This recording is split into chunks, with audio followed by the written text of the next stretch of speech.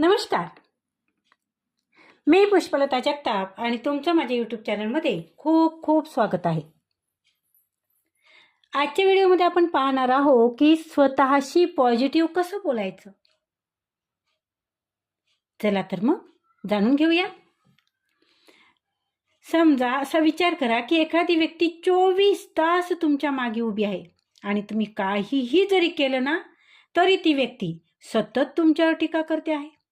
ती तुम्हाला म्हणते, तू मूर्ख आहेस, तुझ्याकडून काही होणार नाही, तुझं नशीबच खराब आहे. तुम्ही अशा टॉक्सिक व्यक्तीसोबत एका मिनिटासाठी तरी राहू शकाल का? नाही ना. आपण अशा व्यक्तीला लगेच आपल्या आयुष्यातून बाहेर काढू. पण इथेच एक ट्विस्ट आहे मित्रांनो. न्यूरोसायन्स आणि सायकोलॉजी एक धक्कादायक वास्तव सांगतात की ती व्यक्ती दुसरी कोणी नसून तुम्ही स्वतः आहात. धक्का बसला ना? हो. मी जेव्हा पहिल्यांदा ऐकलं ना तर तेव्हा मला सुद्धा धक्का बसला. पण आपण ती व्यक्ती आहोत. तर मित्रांनो, आपण जाणून घेणार आहोत की आपण स्वतःशी कसे बोलतो, त्याचा आपल्या मेंदूवर काय परिणाम होतो, आपल्या मेंदूवरील भावनांवर त्याचा काय परिणाम होतो आणि मेंदूवर त्याबरोबर आपल्या संपूर्ण आयुष्यावर त्याचा किती खोलवर परिणाम होतो आणि स्वतःशी नकारात्मक बोलल्यामुळे मेंदूमध्ये कोणते बदल होतात आणि वैज्ञानिक पद्धतीने स्वतःशी पॉझिटिव्ह बोलण्याची सवय कशी लावायची, हे सर्व आज आपण आपल्या आजच्या व्हिडिओमध्ये अगदी सोप्या भाषेत आणि शुद्ध विज्ञानाच्या आधारे समजून घेणार आहोत. कारण कदाचित तुमचं आयुष्य बदलण्यासाठी तुम्हाला फक्त एक गोष्ट बदलण्याची गरज आहे. तुम्ही स्वतःशी बोलण्याची पद्धत ती बदलायची आहे. कधी तुमच्या लक्षात आलं का की 10 लोकांनी तुमचं कौतुक केलं तरी आपण शांत राहतो, पण एका व्यक्तीने केलेली टीका ती मात्र आपण दिवसभर आपल्या मनात घोळत राहते. त्या एका वाक्याचा परिणाम इतका खोल का होतो मित्रांनो? कारण आपल्या मेंदूची उत्क्रांती केवळ आनंद अनुभवण्यासाठी झालेली नाही, तर ती सर्वप्रथम आपले संरक्षण करण्यासाठी झाली आहे. न्यूरॉन्समध्ये याला निगेटिव्ह बायस म्हणतात आणि त्यामुळेच आपला मेंदू सकारात्मक गोष्टीपेक्षा नकारात्मक गोष्टी जास्त वेगाने आणि जास्त तीव्रतेने पकडतो. आणि म्हणूनच एखादी टीका, एखादं अपयश किंवा एखादा नकार आपल्या मनात पुन्हा पुन्हा उमटत राहतो. ही तुमची कमजोरी नाही आहे मित्रांनो, ही तुमच्या मेंदूची नैसर्गिक सुरक्षा यंत्रणा आहे. पण समस्या तेव्हा सुरू होते जेव्हा बाहेरचं जग शांत असतं आणि आपण स्वतःला सतत सांगत राहतो, ते माझ्याकडून होणार नाही बाबा, मी पुरेसा चांगला नाही आहे, माझं नशीबच खराब आहे, माझं नशीब चांगलं नाही आहे. आणि ह्या ज्या गोष्टी आपण बोलतो ना, हे शब्द फक्त विचार नसतात, तर ते तुमचा मेंदू त्यांना वास्तविक धोक्यासारखा प्रतिसाद देऊ शकतो. त्या क्षणी मेंदूमधील अमिगडाला सक्रिय होते आणि शरीराला सावध राहण्याचं सिग्नल देतात. त्यानंतर शरीरात कॉर्टिसोल आणि एड्रेनालिन यासारखे स्ट्रेस हार्मोन्स वाढू लागतात आणि मग आपल्याला बेचैनी जाणवते, लक्ष विचलित होते, आपला आत्मविश्वास कमी होतो आणि निर्णय घेणं सुद्धा आपल्याला कठीण वाटू लागतं. आणि म्हणूनच अनेकदा आपण म्हणतो की मी काही सुरू करण्याआधीच थकलो आहे. पण इथेच विज्ञान आपल्याला एक अत्यंत आशादायी गोष्ट सांगते.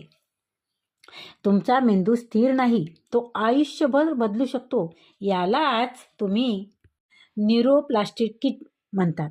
न्यूरोसायन्समधील एक प्रसिद्ध नियम आहे, न्यूरॉन्स दट फायर टुगेदर. म्हणजेच काय, तर जे विचार तुम्ही वारंवार करता ते मेंदूमध्ये अधिक मजबूत मार्ग तयार करतात.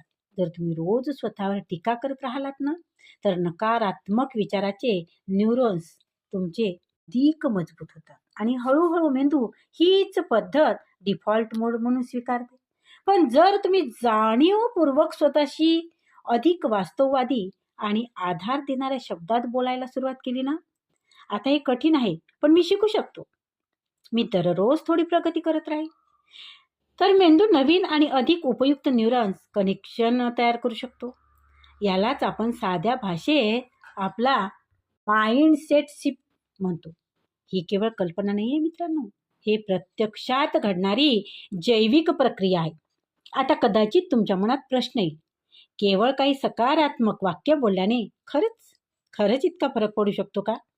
तर याचं उत्तर आपल्या मेंदूवरील रेटिक्युलर ॲक्टिवेटिंग सिस्टम म्हणजेच RAS मध्ये दडलं आहे. ही प्रणाली ठरवते की आपल्या आजूबाजूच्या असंख्य माहितीपैकी कोणत्या गोष्टीवर आपलं लक्ष जाईल. तुम्ही कधी नवीन कार घेण्याचा विचार केला आहे का?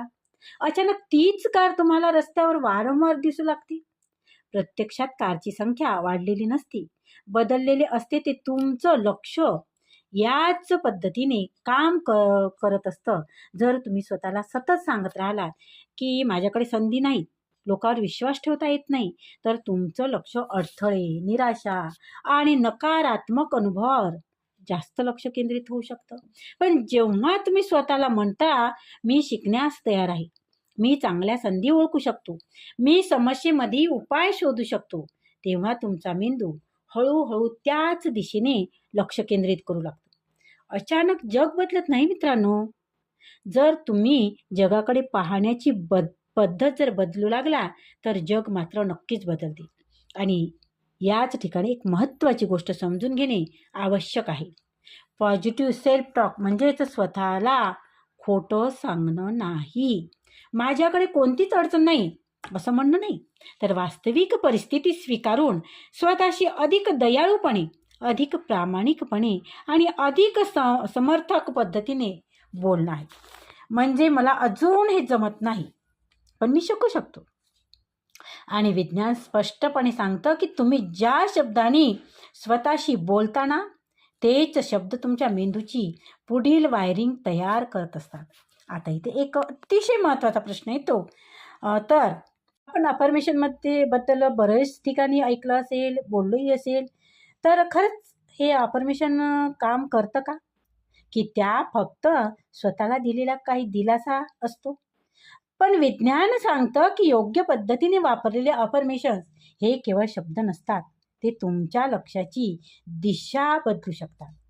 जेव्हा तुम्ही वर्तमान काळात स्वतःशी सकारात्मक आणि वास्तववादी वाक्य बोलताना, तेव्हा तुमच्या रेटिक्युलर ॲक्टिवेटिंग सिस्टम म्हणजेच RAS ला एक नवीन संदेश देता. जणू तुम्ही तुमच्या मेंदूला सांगत आहात, आता मला अडथळेच नाही, तर संधीही दिसू दे. आणि मग मेंदू हळूहळू तुमच्या आजूबाजूला असलेल्या चांगल्या लोकांकडे, शक्यताकडे आणि उपायाकडे अधिक लक्ष देऊ लागतं. जग एका दिवसात बदलत नाही, पण तुम्हाला स्वतःबद्दल वाटण्याची भावना बदलू लागते. आणि कधीकधी हीच भावना नव्या सुरुवातीची पहिली पायरी असते, नाही का? पण इथे एक गोष्ट लक्षात ठेवणे खूप आवश्यक आहे. पॉझिटिव्ह सेल्फ टॉक म्हणजे कल्पनांच्या जगात राहणं नाही. स्वतःला खोटं चांगलं नाही, माझ्याकडे कोणतीच समस्या नाही असं म्हणणं नाही. उलट वास्तव स्वीकारून स्वतःशी अधिक प्रामाणिक, आधार देणाऱ्या आणि सन्मानपूर्वक बोलण्याची ही एक वैज्ञानिक पद्धत आहे. आणि त्यासाठी काही साधे पण अत्यंत प्रभावी नियम आहेत. पहिला नियम आहे परिस्थितीकडे पाहण्याचा तुमचा दृष्टिकोन बदलणे. उदाहरणार्थ, मला हे कधीच जमणार नाही असं म्हणण्याऐवजी, आता हे मला जमत नाही, पण योग्य प्रयत्नाने मी हे शिकू शकतोच असं म्हणा. आणि या वाक्यात निराशा नाही आहे, तर आशा आहे. खोटा आत्मविश्वास नाही, तर वास्तववादी विश्वास आहे. आणि हाच दृष्टिकोन तुमचा ग्रोथ माइंडसेटचा पाया आहे. आता दुसरा नियम म्हणजे स्पष्ट आणि वर्तमान काळातील भाषा वापरणे. आपण अनेकदा म्हणतो, मी शांत राहण्याचा प्रयत्न करेन, पण प्रयत्न करेन या शब्दात अनिश्चितता असते. त्याऐवजी मी या परिस्थितीत शांत राहणे निवडतो असं म्हटलं की मेंदूला अधिक स्पष्ट दिशा मिळते. अशा प्रकारची ठाम आणि वर्तमान काळातली भाषा तर मेंदूला सक्रिय करण्यास मदत करू शकते, जो मेंदूचा निर्णय घेणार आणि संतुलित विचार करणारा भाग आहे. तर बघा, आता बघूया नियम क्रमांक 3. नियम क्रमांक 3 सांगतं, जर तुम्हाला नवीन सवय निर्माण करायची असेल तर ती आधीपासून असलेल्या सवयीसोबत जोडा. उदाहरणार्थ रोज सकाळी ब्रश करताना आरशात स्वतःकडे पाहून 3 वास्तववादी सकारात्मक गोष्टी सांगा. मी शिकत आहे, मी प्रयत्न करत आहे, मी माझ्या प्रगतीचा आदर करतो किंवा सुरुवातीला ही तुम्हाला छोटी गोष्ट वाटू शकते, पण अशाच छोट्या पुनरावृत्तीमधून मेंदू नवीन नवीन न्यूरल पॅथवेज तयार करतो. आणि कदाचित यातील सर्वात सुंदर गोष्ट ही आहे की तुम्हाला एका दिवसात परिपूर्ण होण्याची गरज अजिबात नाही. तुम्हाला फक्त स्वतःशी बोलण्याची भाषा थोडी बदलायची आहे. कारण कधी आपल्या आयुष्यात सर्वात जास्त गरज आहे ती बाहेरून मिळणाऱ्या कौतुकाची नाही, तर स्वतःकडून मिळणाऱ्या शांत, प्रामाणिक आणि आधार देणाऱ्या एका वाक्याची. आणि विज्ञान हेच सांगतं की अशी वाक्य केवळ मनाला धीर देत नाही, ती हळूहळू तुमच्या मेंदूची रचना, तुमचा अनुभव बदलू शकतात. आता इथे थोडा वेळ थांबून स्वतःला एक प्रश्न विचारा. तुम्ही दिवसभर स्वतःशी कशा भाषेत बोलता? सांगा. तुमचे शब्द तुम्हाला पुढे नेत आहेत की नकळत मागे खेचत आहेत? जर आजच तुम्ही ह्या गोष्टीचा विचार केला तर कदाचित तुम्हाला त्या गोष्टी समजून घेणं खूप सोपं जाईल. आता प्रश्न असा आहे की हे सगळं आपल्या दैनंदिन जीवनात प्रत्यक्षात कसं आणायचं? आणि सर्वात पहिली गोष्ट म्हणजे सकाळी उठल्यावर तुमचे मेंदू तुलनेने अधिक इफेक्टिव्ह असतो. त्यावेळी 2 ते 5 मिनिट स्वतःशी वास्तववादी आणि सकारात्मक वाक्य बोला किंवा अफर्मेशन ऐका. दुसरी महत्त्वाची वेळ म्हणजे रात्री झोपण्यापूर्वी. झोपेच्या आधीच विचार तुमच्या भावनिक अवस्थेवर आणि पुढील दिवसाच्या मानसिक तयारीवर परिणाम करू शकतात. आणि तिसरी टिप म्हणजे आरशासमोर स्वतःशी बोलणे. बघा, तुम्हाला कदाचित हे ऐकून हसूही येऊ शकतं किंवा आश्चर्यसुद्धा वाटू शकतं, परंतु हे सत्य आहे. स्वतःच्या डोळ्यात बघून विचारा. स्वतःच्या डोळ्यात पाहून मी शिकत आहे, मी प्रगती करत आहे, मी स्वतःचा आदर करतो, अशी वाक्य म्हणा. आणि चौथी गोष्ट म्हणजे नकारात्मक विचार आला की त्याला लगेच विरोध करण्याऐवजी त्याचे रूपांतर करा.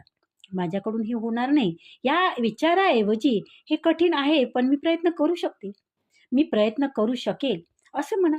आणि 5वी सवय म्हणजे सातत्य. दिवसातून फक्त काही मिनिटे दिली तरी पुनरावृत्तीमुळे मेंदू नवीन न्यूरॉन तयार करू लागतो. लक्षात ठेवा, अफर्मेशन ही जादू नाही, पण ती तुमच्या लक्षाची दिशा, तुमचा दृष्टिकोन आणि तुमच्या मेंदूची वायरिंग हळूहळू बदलू शकणारी एक वैज्ञानिक पद्धत आहे. आणि तुम्हाला एका दिवसात वेगळं व्यक्तिमत्व बनायचं नाहीच आहे. तुम्हाला फक्त दररोज स्वतः थोडं अधिक प्रेमाने, प्रामाणिकपणे आणि आदराने बोलायचं आहे. आज रात्री झोपण्यापूर्वी स्वतःला एकच वाक्य सांगा, मी बदलासाठी तयार आहे. आणि हे वाक्य केवळ शब्द म्हणून नाही, तर स्वतःवर ठेवलेल्या विश्वासाची रूपात अनुभवा. आणि मन आणि मेंदूला वैज्ञानिक पद्धतीने शांत, मजबूत आणि संतुलित करण्यासाठी आपल्या स्वतःवर लक्ष केंद्रित करा. बघा, बरेचदा अनेक समस्यांचं उत्तर आपल्याच जवळ असतं, परंतु आपण ते आजूबाजूला शोधत असतो. पण समस्येचं उत्तर मात्र आपल्या स्वतःच्या निर्णयातच दडलेलं असतं. एखादी छोटी सुरुवात बघा, प्रयत्न करा. आजपासून तुम्ही असं म्हणण्याऐवजी मला हे जमत नाही हे म्हणण्याऐवजी मी हे करून बघेन, मला हे करता येऊ शकतं, मी हे शिकेल, मी हे करेल, मला भीती वाटत नाही. बऱ्याच जणांना भीती वाटते काही गोष्टीची. तर बघा काय होतं की मला ह्या गोष्टीची भीती वाटते हे म्हणण्याऐवजी मला ह्या गोष्टीपासून भीती नाही आहे किंवा ह्याच्यात भीतीसारखं असं काहीच नाही, ह्या गोष्टी जर तुम्ही बोलत गेला तर मात्र नक्कीच बदल होऊ शकतो, नक्कीच तुमच्या जीवनात बदल होऊ शकतो. आणि याची सुरुवात, स्वतःच्या या सुंदर प्रवासाची सुरुवात आजच करा. स्वतःशी आदराने बोला, कारण तुम्ही मौल्यवान आहात. तुमच्या प्रत्येक शब्दाने तुमच्या मेंदूची पुढची रचना तयार होते. आणि म्हणूनच स्वतःला महत्त्व द्यायला शिका. तर धन्यवाद मित्रांनो. तुम्हाला जर आजचा हा व्हिडिओ आवडला असेल तर व्हिडिओला लाईक करा, व्हिडिओ शेअर करा, कमेंट करा आणि त्याचबरोबर सगळ्यात महत्त्वाचं म्हणजे तुम्ही जर चॅनलवर नवीन असाल तर चॅनलला सबस्क्राईब जरूर करा. धन्यवाद. खूप खूप धन्यवाद.